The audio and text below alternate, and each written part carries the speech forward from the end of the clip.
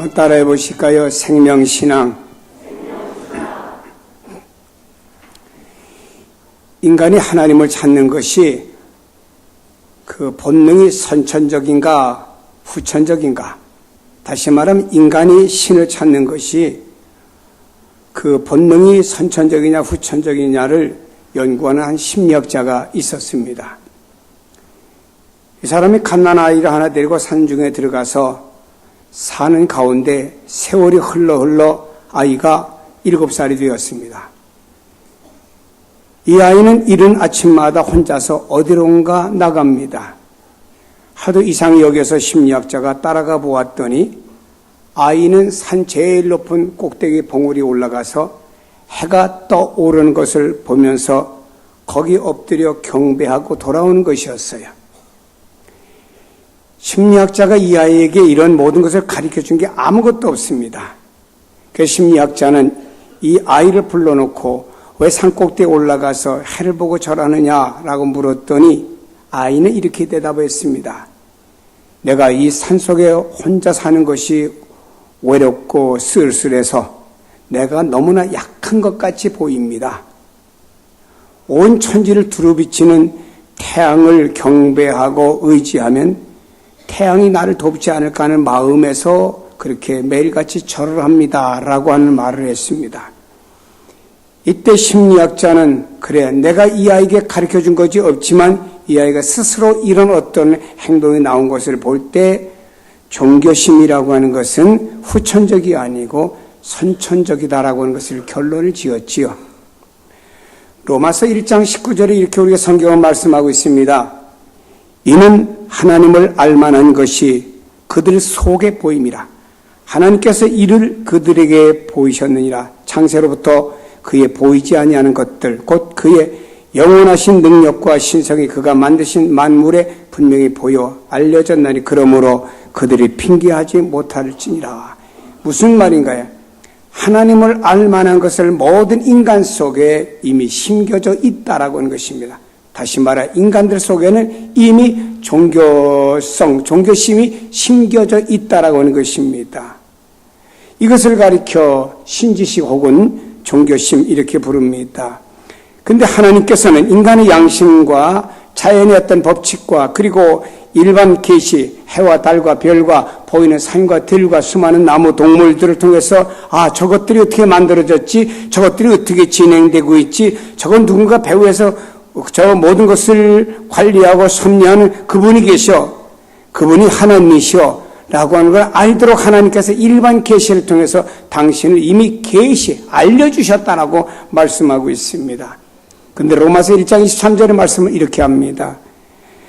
썩어지지 아니하는 하나님의 영광을 썩어질 사람과 새와 짐승과 기어다니는 동물의 모양의 우상으로 바꾸었느니라.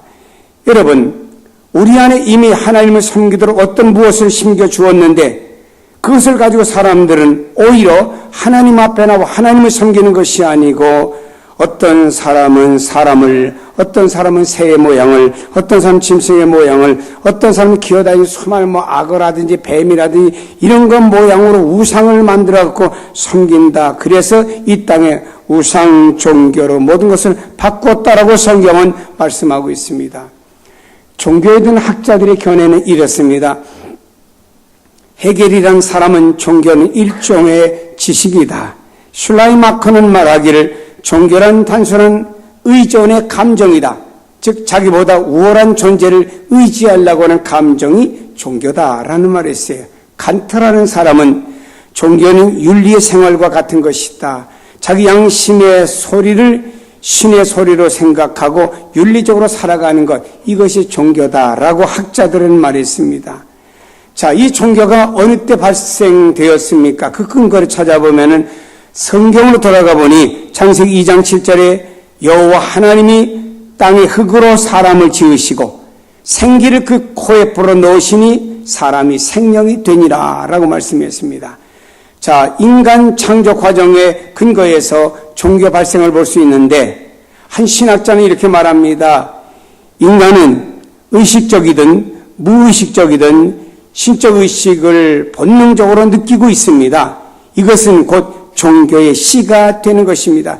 내 안에서 인간이 의식이 있든 무의식적이든 간에 뭔가 내가 신을 찾아야지 하는 무엇이 있다고, 이것이 하나의 내 안에 있는 종교의 씨앗이다. 이것이 무엇을 찾느냐에 따라서 필 수도 있고 그렇지 못할 수도 있다라고 말하고 있습니다. 자, 성경이 이렇게 말씀합니다.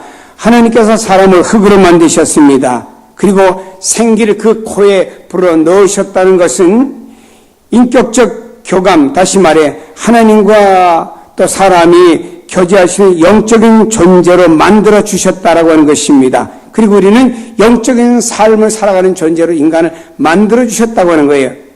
그래서 하나님께서 인간을 만드실 때 너는 영적으로 나와 교제하며 사는 사람이다 라고 하나님이 만들어 주시고 역사하심으로 말미암아 그것이 우리 속에 있고 이것이 밖으로 발산됨으로 인해서 하나의 종교의 시작이 될 수가 있는 것이겠지요. 사도행전 17장 22절에 말씀합니다. 바울이 아레오바고 가운데 서서 말하되 아덴 사람들아 너희들 보니 범사에 종교심이 많도다 칭찬했죠. 내가 두루 다니면서 너희가 무엇을 섬기나 보다가 알지 못하는 신이라고 하는 그 새긴 단도 보았다. 그런즉 너희가 알지 못하고 유의하는 그것을 내가 너희에게 알게 해주겠다라고 바울은 말했습니다. 우주와 그 가운데 있는 만물을 지으신 하나님께서는 천지의 주제신이 손으로 지은 전에 계시지 아니하고 또 무엇이 부족한 것처럼 사람의 손으로 섬김을 받으신 것이 아니니 이는 만민에게 생명과 호흡과 만물을 친히 주신 이심이라 라고 말씀하면서 바울이 이렇게 말했습니다. 아덴에 서서 그가 설교를 하는데 아덴 사람들은 범사의 종교심이 참 많으네요. 내가 어떤 종교가 있는가 이 지역을 두루 살피다 보니까 알지 못하는 신, 하도 신의 종류가 많다 보니까 알지 못하는 신이라고 하는 것도 새겨놓고 섬기는 걸 보았습니다. 그러나 내가 당신들에게 진정한 신을, 하나님을 여러분에게 소개하고 싶습니다. 하나님께서 천지 만물을 만드셨습니다. 근데 그 하나님은 어떤 사람이 만든 성전에 계신 하나님이 아니십니다. 또 무엇이 부족한 것처럼 사람의 손으로 섬김을 받는 그런 하나님도 아니십니다. 하나님은 모든 만물들에게 생명과 호흡과 만물을 친히 주시고 주장하시는 분이 하나님이시다라고 말하며 아덴 사람들에게 전도한 내용을 소개하고 있습니다. 그런데요, 이런 인간이 범죄함으로 하나님과의 영적인 교제가 끊어졌습니다. 창세기 3장 24절에 이렇게 말씀합니다. 하나님이 그 사람을 쫓아내시고 에덴 동산 동쪽의 그룹들과 두루 도는 불칼을 두어서 생명나무의 길을 지키게 하시니라라고 말씀합니다. 이 말씀은 그렇습니다. 처음 살아있던 아담이 하나님 앞에 범죄했습니다. 하나님 따먹지 말라는 선악과를 따먹었어요. 그러므로 이제는 더 이상 에덴에서 하나님과 교제하는 아담이 아니고 에덴을 쫓겨나게 되었습니다. 하나님이 그 사람을 쫓아내시고 에덴 동산 쫓아냈다 이 말입니다. 여러분, 이것은 하나님과 그 처음 사람의 교제가 단절되었다고 하는 것입니다. 하나님과 교제가 단절된 인간은 하나님을 찾으려고 무엇인가 나름대로 애쓰는 이곳에서 종교가 시작이 된 거지요. 그래서 종교라고 하는 것은 크게 나누어 보면 둘로 나눌 수가 있습니다. 인간이 어떤 가공한 신을 만듭니다. 그리고 내가 신앙심을 통해서 그 가공하여 만든 신을 찾아가는 종교. 이건 이방 종교라고 부르고 일명 우상 종교라고도 부릅니다. 이미 인간이 가공한 신을 만들어가지고 뭔가 의지하고 싶은 마음이 있는데 의지할 게 없잖아요. 그래서 가공한 신을 만듭니다. 그리고 나서 내가 또 혹은 주변의 사람들에게 신앙심을 갖게 만듭니다. 그리고 다음에 그것을 섬기도록 만드는 것이죠. 왜냐? 죄로 어두워진 사람들은 하나님의 영이 없기 때문에 하나님을 섬긴다고 나름대로 신을 찾아가는 것이 하나님을 섬기는 것이 아니고 이방 종교를 섬기는 거예요. 그래서 이방 종교의 발생 원인이 그렇게 해서 시작이 된 것입니다. 그러나 성경 요한일서 3장 6절에는 이렇게 말씀합니다. 그 안에 거하는 자마다 범죄하지 아니하나니 범죄하는 자마다 그를 보지 못하고 그를 알지 못하였느니라. 자, 에덴 동산 이후에 수많은 사람들이 하나님 앞에 범죄함으로 말미암아 그 하나님을 보지 못하고 그 하나님을 알 수가 없다고 그랬습니다. 그 심령이 어두워진 거예요. 어두워진 이 심령을 가지고 나름대로의 신앙심을 가지고 하나님을 찾는다고 하는 것이 하나님을 찾는 것이 아니고 우상과 우상 종교를 찾고 거기 가서 복 달라고 그걸 경배하고 있다 이 말입니다. 여러분이요, 이와 같이 인간들은 어두워졌습니다. 영안이. 그래서 하나님을 바로 찾지 못하고 나름대로 찾는 종교들이 다 이방 종교라 이렇게 부릅니다. 성경 사도행전 17장 27절에 이는 사람으로 혹 하나님을 더듬어 찾아 발견하게 하려 하심이로되 사람들이 나름대로 하나님을 찾으려고 더듬고 애를 쓰고 있다 이 말입니다. 또 사도행전 17장 29절에 하나님을 금이나 은이나 돌에나 사람의 기술과 고안으로 새긴 것들과 같이 여길 것이 아니니 사람들이 어두워졌습니다. 그래서 나름대로 하나님을 찾겠다고 찾고 발견해 나가는데 그 찾은 게 뭐죠? 금으로 만들고 은으로 만들고 돌에다가 뭔가 사람의 기술을 가지고 잘 만들어서 돌로다 어떤 형체를 만듭니다. 무엇을 새깁니다. 그리고 그것을 가지고 그 앞에 엎드려 하나님 신이시오라고 섬기고 있다라고 하는 것입니다. 성경에는 이것을 미리 예언해 놓았어요. 이방 종교를 보세요. 어떤 그 종교에는요 금 신상을 만들어 놨습니다.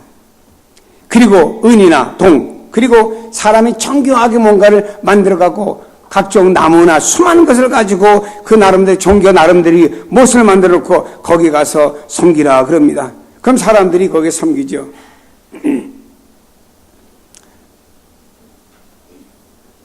절간에 들어가면요, 그 현관을 들어가면 양쪽에 뭐가 있습니다. 아주 고약하게 생긴 놈이 이상 팍 쓰고 곧 잡아먹을 때 이렇게 하면서 있으면 그걸 양쪽으로 보고 거기서 삶을 때 위축이 됩니다. 그리고는 그 안에 들어가서 뭔가 자기 나름대로의 신앙심을 발휘하겠죠. 여러분, 이렇게 뭔가 사람들이 여러 가지를 사람들이 만들어 놓은 가공의 신을 사람들이 섬기고 있다라고 사도행전에 말씀하고 있습니다. 그런데 이사야 44장 17절에 신상 곧 자기 우상을 만들고 그 앞에 엎드려 경배하며 그것에 기도하며 이르기를 너는 나의 신이다. 나를 구원하라 하는도다. 사람들이 가공의 신 우상을 만들어 가지고 엎드려 경배한대요. 그것에 기도한답니다. 너는 나의 신이다. 너는 나를 구원하라라고 말한답니다. 수많은 그런 그 이방 종교의 신들을 향하여서 이사야 44장 18절에 말합니다. 그들이 알지도 못하고 깨닫지도 못하면 그들의 눈이 가리워서 보지 못하고 그들의 마음이 어두워서 깨닫지 못함이라. 그런데 우리가 볼 때는 저 사람은 멀쩡하게 생긴 사람이 공부도 많이 하고 저 사람 참 인격도 괜찮은 사람인데 왜 저걸 섬길까라고 우리는 생각을 하겠죠. 그러나 성경은 말합니다. 그 사람이 영적으로 눈이 가리워져서 영적으로 보지 못하고 마음이 어두워져서 깨닫지 못하다 보니까 거기 가서 섬기면서 그걸 자기들의 신앙의 대상으로 삼는다라고 말하고 있는 것입니다. 로마서 1장 23절에 말씀합니다. 썩어지지 아니하는 하나님의 영광을 썩어질 것과 사람과 새와 짐승과 기어다니는 동물의 모양의 우상으로 바꿨느니라. 썩어지지 않은 엄청난 하나님의 영광을 이 땅에 비춰주셨고 우리에게 주셨건만 사람들은 오히려 썩어질 것, 사람, 새, 짐승은 그렇잖아요. 사람이 아무리 존경스러워도 그 사람이 교주여도 죽잖아요. 유병원이도 죽었잖아요. 뼈만 남았잖아요. 사람, 새, 짐승, 기어다니는 모든 동물 모양의 우상들 다 그건 죽을 존재들이라 썩어 없어질 존재들이라 이 말입니다. 이것을 왜 하나님을 믿는 신앙과 이것을 왜 바꾸냐 체인지했냐 이 말이에요. 그럼 25절에 말합니다. 그들이 하나님의 진리를 거짓 것으로 바꾸어 피조물을 조물주보다 더 경배하고 이 모든 걸 만드는 하나님보다 하나님에서 만들어진 여러 가지 피조물을 더 섬기고 경배한다. 우상 숭배하는 신앙을 가지고 있다라고 말합니다. 자, 이렇게 한 비유로 봅니다. 태양이 있습니다. 그 태양빛이 이 땅에 비춰지면 논과 밭과 모든 것에 생물이 자라지요. 그런데 하나님이란 태양이 비춰지는데 태양 밑에는 말입니다. 그 죄라고 하는 먹장거리는 쫙 가리워져 있어요. 그럼 이 땅에는 그 태양의 빛의 혜택을 못 봅니다. 여러분, 사람이 하나님으로부터 어떤 역사가 임하는데 우리 속에 있는 죄라고 하는 구름이 우리를 다 어둡게 만들었습니다. 어둡게 만들다 보니까 사람들은 나름대로의 어떤 신앙심을 가지고 신을 찾는다고 나름대로 나아가는 신앙이 뭐냐? 이것이 바로 우상 숭배하고 나름대로 만든 종교를 섬기는 거라 이 말입니다. 그래서 세계 숨은 나라를 가보면요, 그 나라들마다 토속신앙들이 다 있습니다. 그 토속신앙들은 다 여기에 속합니다. 이방 종교, 우상신앙에 토속신앙에 다 묶여 들어가는 겁니다. 뭐 별하별 신들이 다 있죠. 여러분, 저 아프리카나 이런 데가 그 후진국에 가봐도 그 나름대로 어떤 신앙들이 다 있더라고요. 결국 그 신앙에 의해서 숭배하는 모습을 봅니다. 선진국도 다 나름대로의 그 이방 종교를 가지고 있습니다. 자, 성경에 보면은 야곱의 부인 라헬이 남편을 따라 고향 땅으로 돌아오게 되었습니다. 근데 라헬이 가정에 신이 있어요. 드라빔이라고 하는 이 신은 아버지 라반이 섬기는데 몰래 훔쳐가지고 나왔습니다. 왜냐? 이 라반의 집에서 가정신을 모셨던 드라빔이 그 가정에 복을 준다고 믿었기 때문에 내가 복 받아야 되겠다 해서 그걸 훔쳐가지고 나온 거죠. 바로 이런 토속신앙. 여러분, 솔로몬이 그가 아버지 다윗처럼 전쟁에서 그 나라를 강하게 다스릴 능력이 없습니다. 그래서 주변 국가들과 화친을 맺습니다. 화친을 맺으면서 주변에 있는 나라의 공주 그리고 귀족들의 그 딸들을 데려다가 부인으로 삼았습니다. 그래서 솔로몬은요, 처첩이 1000여 명 된다고 그랬죠. 골치 아프게 사는 남자입니다. 여러분, 그런데 이 부인들이 올 때 자기네 나라에서 토속신앙을 가지고 와요. 그래갖고 솔로몬을 조릅니다. 솔로몬, 이 토속신앙을 위해서 뭐 하나 지어달라고. 그러면 솔로몬이 지어라 해서 여기다가 하나의 정각을 짓고 저기다 정각을 짓고. 그래서 예루살렘 주변에 이 공주와 귀족의 딸들이 가진 수많은 우상의 정각들이 빽빽하게 둘러서게 된 겁니다. 나름대로 토속신앙들이죠. 가나안 땅에도 말이에요, 엘리야가 이스라엘 백성들이 가나안 땅에 들어와서 하나님을 섬기는 것도 아니고 우상을 섬기는 것도 아니고 어정쩡합니다. 그래서 그 엘리야가 바알 우상 섬기는 무리들과 아세라 목상 섬기는 무리들과 대결하자고 그랬죠. 그리고 갈미산에 다 모이게 되었습니다. 그때 그 가나안 땅의 토속신앙이 바알 우상과 아세라 목상을 섬기는 토속신앙이 그곳에 있게 되었다고 하는 것을 증명해주는 내용을 보면서 엘리야는 단독으로 하나님 앞에 기도했고 여기 바알 그리고 아세라 목상 섬기는 사람 850명이 나름대로 기도했지만 그들의 신은 응답하지 않았고 엘리야의 기도로 하나님 받으시고 불을 내려주어서 재물을 다 태운 줄로 믿습니다. 다시 말해 엘리야는 참 하나님이 무엇인가, 참 신앙이 무엇인가를 거짓 신앙을 가진 사람들에게 보여주었다라고 하는 것입니다. 인도의 힌두교는 철학적으로 사색하는 종교지요. 세계에 많이 뒤덮고 있는 이슬람교, 무하마드 예언자로 경전인 코란을 천사 지브라를 통해서 무하마드가 받았다 그랬죠. 그래서 무하마드는 하나님의 사도라고 증언하면서 타종교를 인정치 않습니다. 그래서 지금도 무슬림 지역에 가면요, 예수 믿는 사람들을 죽이고 혹은 행패를 부립니다. 그래서 우리나라의 젊은이들이 이슬람 지역에 선교를 갔다가 혹은 납치돼 가지고 곤욕을 치렀던 것은 이 종교적인 문제 때문에 그렇게 된 겁니다. 그런데 이들은 예수를 인정 안 합니다.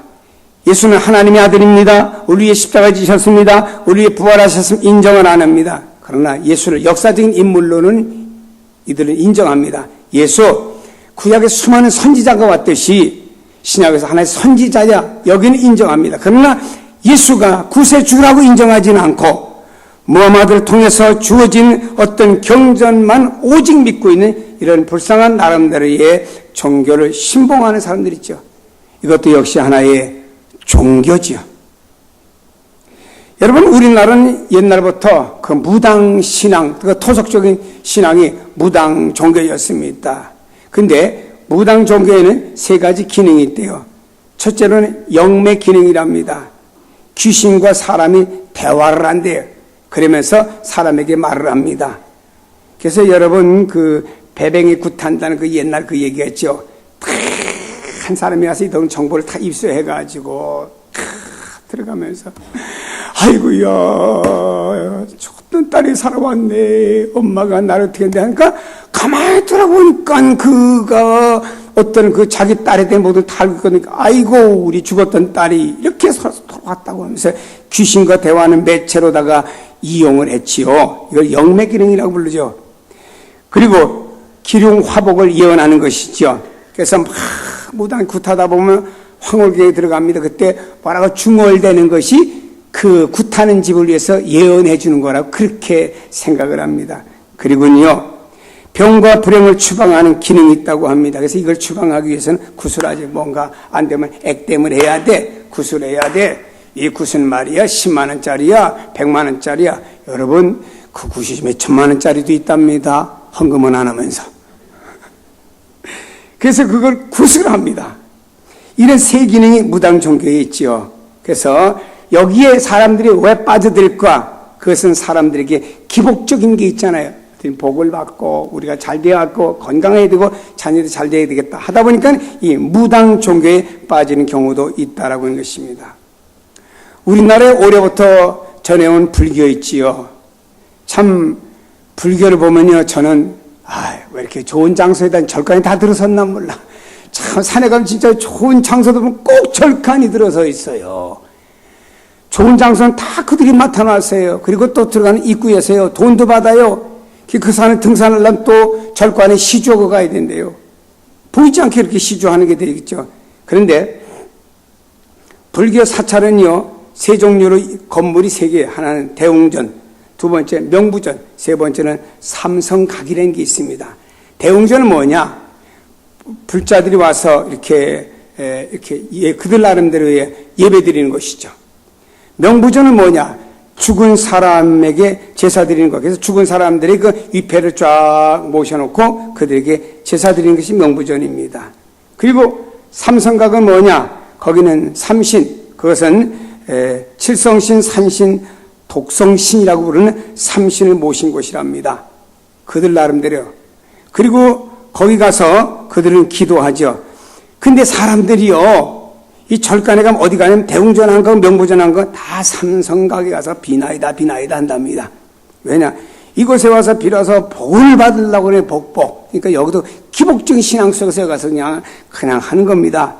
근데 여러분, 불교 역사를 연구해 보면 원래 불교 역사에는 말입니다, 삼성각이라는 게 없었어요.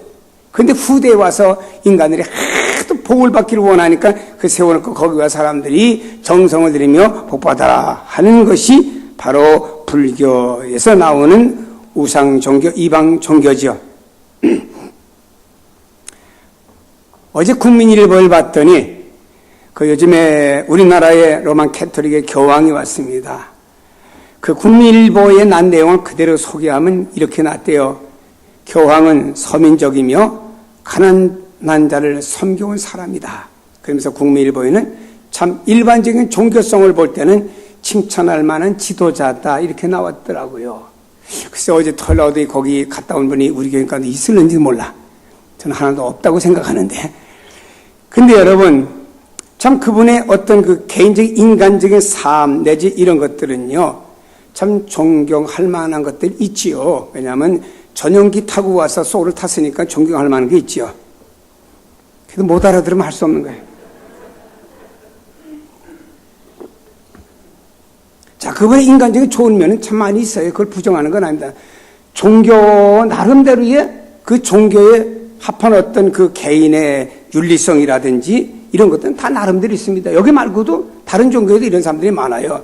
역대 뭐 불교 스님 가운데도 아주 일평생을 한 벌의 옷까지 다 떨어지는 거 입으면서 기쁘 입어갖고 다 평생 한 벌의 옷을 가지고 평생을 살았던 이런 스님도 계시죠. 그렇다고 하면 저분 참 대단한 분이다 하고 모든 사람들이 존경을 하겠죠. 그러나 여기 교황도 이런 면에서는 참 그 나름의 종교성을 가지고 하는 데서는 칭찬할 만한 것이 있다라고 말했습니다. 그리고 나서 국민일보 내용에 보니까 그러나 우리나라에도 보면 손양원 목사님이나 주기철 목사님 같은 분은 사실 교황보다 높은 차원의 사랑을 실천한 지도자였다.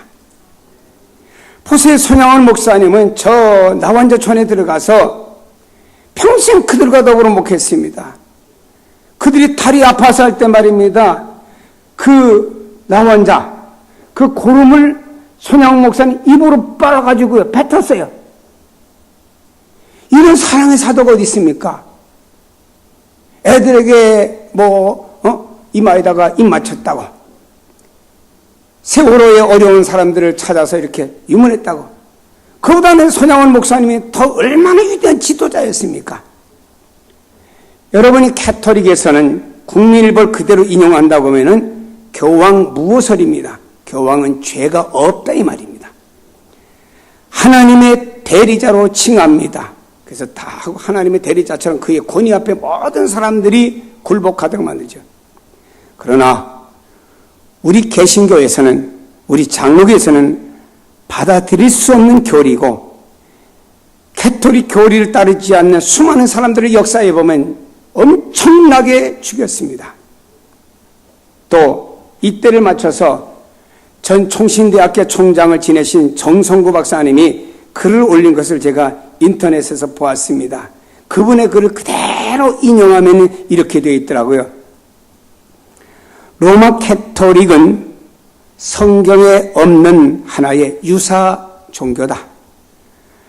바티칸의 베드로 광장에 바벨론의 종교의 상징인 오벨리스크를 세웠고, 그 꼭대기에는 세계의 통치를 꿈꿨던 시저 가이사의 죄를 담은, 낙골당을 담은 청동을 그 지구본 위에 올려놓았다라고 말했습니다.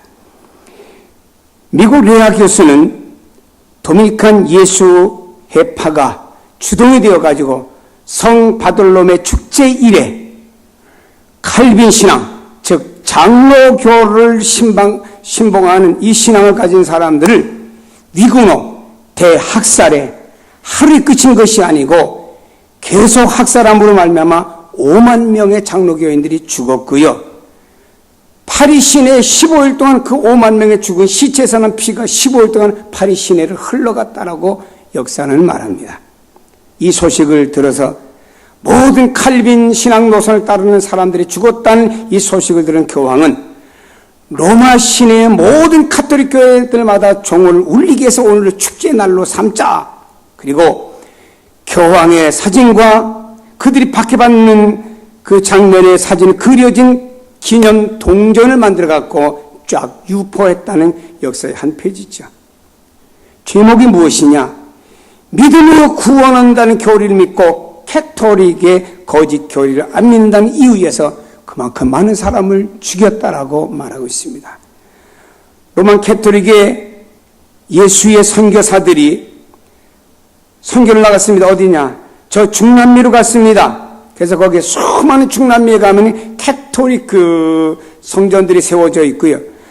중남미는 모든 나라들이 다 캐토릭 국가들입니다.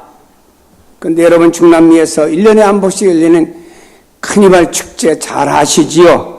대단한 흥배가 전 세계에서 이 카니발 축제를, 그리고 구경하고 카니발 축제를 또 취재오는 기자진들 엄청나게 몰려듭니다. 그 카니발 축제가 있을 때는 호텔을 잡을 수가 없습니다. 민박단위. 그래서 텐트를 치고 많은 사람들이 가서 구경을 하지요. 근데 여러분, 카니발 축제 때 4천만이 넘는 사생아로 채워집니다. 축제 때 막 흥분돼 갖고 남녀가 뒤엉켜서 사생아를 만들어내고 있다 이 말입니다. 이것이 캐톨릭 국가에서 이루어지고 있는 현주소지의 이야기라 이 말입니다. 카니발이 뭔지 압니까? 카니발이라는 말의 뜻은 바알의 제사장이라는 거예요. 바알을 축제하는 겁니다. 우리가 좀 성경과 세계 돌아가는 역사를 좀 제대로 알고 제대로 하나님을 섬겨야 되지 않겠습니까? 로마 캐톨릭은요, 성경에 기초한 것이 아닙니다. 히락과 로마의 이교 사상과 혼합되어진 가톨릭의 르네상스에서부터 시작된 겁니다. 여러분, 이들은요 2000년 동안 기독교인들을 2000년 동안 얼마냐?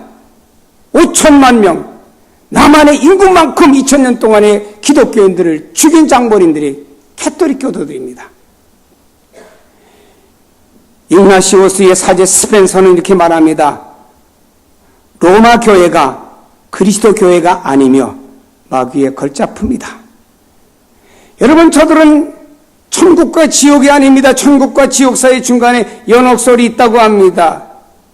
죄를 주의 이름으로 하나님 앞에 고하는 것이 아니고 말이에요. 신부에게 고합니다. 저들은 말입니다. 교회마다 마리아 이렇게 신상을 세워놓고 있습니다. 그걸 숭배합니다. 잘 어떤 신앙생활하다 간 성자들을 숭배합니다. 이번에도 한국에 와서 어떤 사람을 성자로 또 만들어 놨지요. 그 성자 앞에서 기도하는 모습이 신문에 나왔더라고요. 여러분요, 어떤 이들은 이교도들의 종교의식을 받아들여갖고 그렇게 모든 사람들 그 예식에 의해서 지금도 진행되는 모습을 볼 수 있습니다. 여기까지가 총신대 총장을 지낸 정성구 박사의 글을 제가 읽은 내용입니다. 그러나 저는 성경으로 말하고 싶습니다. 십계명이 뭐라고 말했습니까? 하나님 외에 다른 신을 내게 두지 말라. 하늘과 땅이나 땅 아래 어떤 물속에 있는 것과 어떤 형상이든지 만들지 말며 거기에 절하지 말라고 그랬습니다. 그걸 절하는 자는 우상 숭배라고 그랬습니다. 사람을 존경하는 건 좋지만 그 사람이 신앙의 대상은 아닙니다. 여러분요, 이단들이 어떤 사람들을 갖다가 우상화돼서 교주화 만들어 섬기는 것은 다 우상 숭배입니다. 참된 종교가 아닙니다. 성경에 말씀했고 신약에 와서 주님 말씀했습니다. 주님을 사랑하지 않는 자는 저주를 받을 것이라고 했습니다. 다시 말해 주님만이 우리의 경배의 대상이다 이 말입니다. 오늘날에 많은 사람들이 성경의 십계명에도 말씀했건만 여러 신상을 만들어요. 마리아라는 여성이 예수님을 이 땅에 오게 하는데 처녀로서 그 위험을 무릅쓰고 죽을 각오라고 성령으로 잉태된 예수를 낳게 하는 데는 참 청직으로서 좋은 역할을 감당한 것은 사실입니다. 그러나 그를 갖다가 교회 안에다 뻗어 세워놓고 그 앞에가 기도하는 우리 신앙의 대상은 아닙니다. 그도 역시 피조물이고 인간이기 때문입니다. 십계명의 그만 일들을 어찌 수많은 사람들이 가서 경건하고 모양이 좋아 보이고 거기에 윤리가 있고 검사하고 어쩌고 좋아요. 그런 종교를 통한 어떤 삶의 어떤 좋은 면들은 좋고 저분들이 저렇게 검소하게 사니 나도 검소하게 살았다. 이 삶에 대해서 뭔가 본받는 건 좋은 점도 있을 수가 있습니다. 그러나 그것으로 말미암아 다른 영적인 신앙까지 그걸 받아들인다고 하면 우리는 누구냐? 우상 숭배하는 자들이 될 수밖에 없다는 얘기입니다. 사랑하는 여러분, 이 시대에 우리가 예수 믿으면요 바르게 알고 바르게 예수 믿어야지 잘못하다 보면요 우리의 신앙에 참 엄청난 손해를 봅니다. 토마스 페인이라는 사람은 이런 말을 했죠. 이성이 대리 종교가 되어서 종교를 파멸시킬 때가 오리라. 무서운 말을 했습니다. 사람이 가진 인간의 이성이 점점 커집니다. 요즘에 이성들이 얼마나 커집니까? 그 사람의 머리와 또 공부하는 것과 이 땅의 과학과 문명 통해서 이성이 얼마나 커집니까? 이 인간의 이성이 종교를 대신하고 종교가 파멸시킬 날이 올 것이라고 했습니다. 그 말이 맞잖아요. 내가 원하면 교회도 나가고 원치 않으면 안 나가고 내가 원하면 봉사하고 내가 원치 않으면 봉사하지 않고 이게 이성이 종교를 지배하고 넘어가는 거예요. 이 우리 그리스도인들은 스스로 무서운 일을 범하는 사람들이 이 땅에 하나둘이 아닌 거예요. 이러고도 우리가 참된 신앙이라고 생각한다면 스스로 속는 거죠. 인간의 이성과 지성과 양심은 영적 계시를 깨닫는 도구가 될 수가 없습니다. 영적 계시는 말이야 내 안에 오신 성령님을 통해서만이 깨달을 수 있다는 사실을 믿으시기를 바랍니다. 이런 우리 주변에 이방 종교와 우상 종교가 너무너무 많습니다. 이런 세대 가운데서 우리는 바른 믿음을 갖자 이 말이야. 한평생 살면서 우리가 신앙을 위해서 투자하는데 바른 믿음에 투자하고 살아가야지. 그렇죠? 성령께 성도들이요 좀 정신을 차리고 신앙생활 합시다. 왜냐하면 여러분들이 가진 인간의 이성이 여러분들이 가진 신앙 위에서 군림해서는 안 됩니다. 오히려 신앙 아래 인간의 모든 것들이 존재되어져야 되는 것이죠. 그러면은 참 종교란 뭐지요? 참 종교란 하나님과 영적인 교제입니다. 하나님이 계시한 것이 있어요. 하나님이 계시한 것이 있습니다. 그것을 신앙의 방법을 통해서 하나님 앞에 나가는 것, 그래서 하나님과 영적인 교제하는 것, 이게 참 신앙입니다. 그래서 하나님께서는 우리에게 뭔가를 계시해 주셨어요. 예수 그리스도를 나타내 주셨고 성경을 계시해 주셨습니다.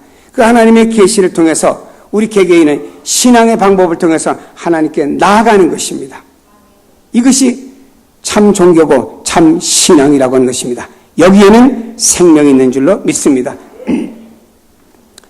요한복음 3장 16절에 하나님이 세상 이처럼 사랑하사 독생자를 주셨으니 독생자를 계시해 주신 겁니다. 나타내 주신 겁니다. 그 다음에 이 독생자를 저를 믿는 자마다 멸망치 않고 영생을 얻게 해주신다. 하나님이 계시해 이 땅에 보내신 예수 그리스도를 내가 믿음으로 말미암아 나는 영생에 이르게 만들어 주신다. 요한복음 10장 10절에 말합니다. 내가 온 것은 양으로 생명을 얻게 하고 더 풍성히 얻게 하려 합니다. 예수님이 이 땅에 오신 것은 바로 주님의 양되는 성도들에게 생명을 얻되 더 풍성한 영적인 생명을 얻게 하기 위해서 이 땅에 주님이 오셨다고 말씀하고 있습니다. 이런 생명입니다. 요한복음 11장 25절에 예수께서 이르시되 나는 부활의 생명이니 나를 믿는 자는 죽어도 살겠고 나는 생명이다. 나를 믿는 자는 죽어도 산다. 골로새 3장 4절에 말합니다. 우리의 생명이신 그리스도께서 나타나실 그때 너희도 그와 함께 영광 중에 나타나리라. 우리의 생명이 되신 예수 그리스도가 다시 이 땅에 두 번째 재림하실 때 그 예수 그리스도의 생명을 모시고 있는 사람들은 그리스도와 함께 다시 영광 중에 나올 날이 있을 것이다 라고 말씀하고 있습니다. 로마서 8장 2절에 말씀합니다. 이는 그리스도 예수 안에 있는 생명의 성령의 법이 죄와 사망의 법에서 너를 해방하였습니다. 우리 인간은 죄인입니다. 죄값은 사망입니다. 그러나 예수가 내 안에 오심으로 말미암아 모든 죄에서 용서를 받고 사망의 법에서 해방하였습니다. 그러므로 내 안에 주어진 건 뭐냐? 내 안에 주어진 것은 주님이 주시는 생명, 영적인 생명밖에 없다라고 하는 것입니다. 성경은 말씀합니다. 하나님의 아들을 믿는 자는 자기 안에 증거가 있고 하나님 믿지 아니하는 자는 하나님을 거짓말하는 자로 만드나니 이는 하나님께서 그 아들에 대하여 증언하신 증거를 믿지 아니하였습니다. 하나님의 그 아들 예수 그리스도를 믿는 자와 믿지 않는 자를 말씀하는 겁니다.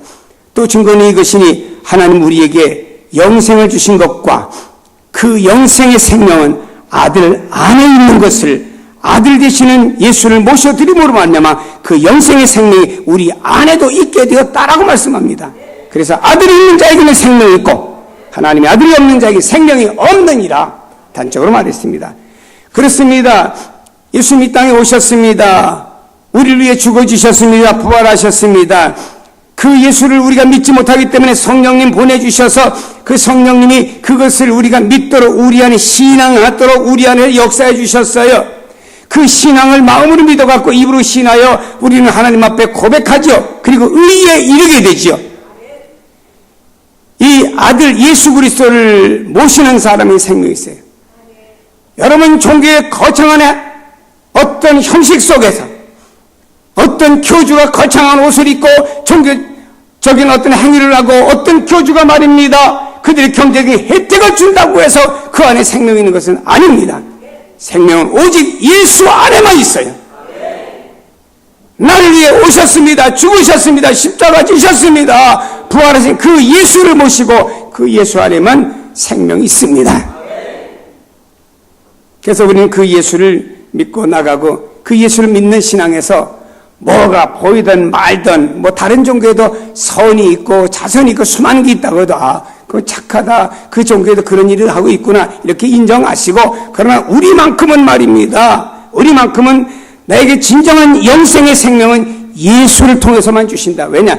예수님 그분이 말입니다. 죽으셨고 부활하셔서 하나님 가심으로 말미암아 그 하나님이 오셨다가 가심으로 하나님의 그 영광을 회복하셨습니다. 그러므로 그 예수를 모실 때 예수 안에 있는 영생이 우리 안에도 있는 겁니다. 여러분, 영생이 있을 것이 아니고 예수를 모실 사람이 영생이 있는 거예요. 이런 확신을 가지고 우리가 이 세상을 살아가는 성도가 되기를 바랍니다. 그래서 우리는 말입니다, 이것을 소개해 주는 게 성경입니다. 그래서 우리는 오직 성경, 예수를 믿는 오직 믿음, 이 모든 것이 내 공로로 오는 것이 아니고 하나님의 은혜로 오기 때문에 하나님의 오직 은혜, 우리는 오직 그리스도의 신앙을 지키고 하나님께 영광을 돌리며 살아가는 여러분의 신앙이 되시고, 바로 온전히 여러분은 예수 그리스도의 생명으로 가득 찬 성도는 바로 영원한 생명으로 이어지는 줄로 믿기를 주의 이름으로 축복합니다. 기도하십니다.